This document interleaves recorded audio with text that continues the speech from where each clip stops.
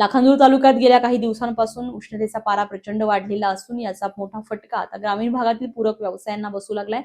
तालुक्यामध्ये तापमानानं 45 अंशाच्या आसपास मजल मारल्यामुळे तीव्र उष्माघातामुळे गावरान कोंबड्यांचा मृत्यू होण्याचं प्रमाण वाढलंय।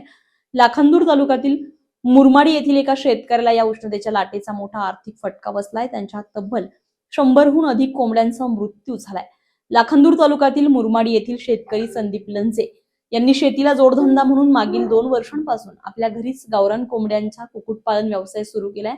त्यांच्याकडे लहान मोठ्या मिळून जवळपास 400 कोंबड्या होत्या। मात्र मागील 10 दिवसांपासून अचानक उष्णतेचा पारा वाढल्यामुळे दररोज 10 ते 15 गावरान कोंबड्या दगावत आहेत। आतापर्यंत जवळपास 100हून अधिक कोंबड्यांचा मृत्यू झालेला आहे। यामध्ये संबंधित कुक्कुटपालकांचे अंदाजे 70 ते 80 हजार रुपयांचं नुकसान झालंय। याशिवाय कडक उन्हामुळे गावरान अंडी देखील मोठ्या प्रमाणात खराब झाल्यामुळे शेतकरी संदीप लंजे यांनी सांगितलंय। गावरान कोंबड्यांचे पालन हे ग्रामीण भागातील अल्पभूधारक शेतकरी आणि कुटुंबासाठी अतिरिक्त उत्पन्नाचे हक्काचे साधन मानलं जात आहे।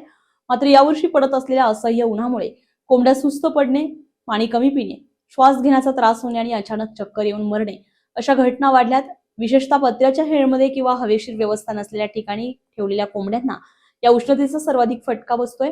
सततच्या उष्णतेमुळे कोंबड्यांची अंडी देण्याची क्षमता घटली असून उत्पादन कमालीचं घटल्यानं कुक्कुटपालक आर्थिक संकटात सापडले।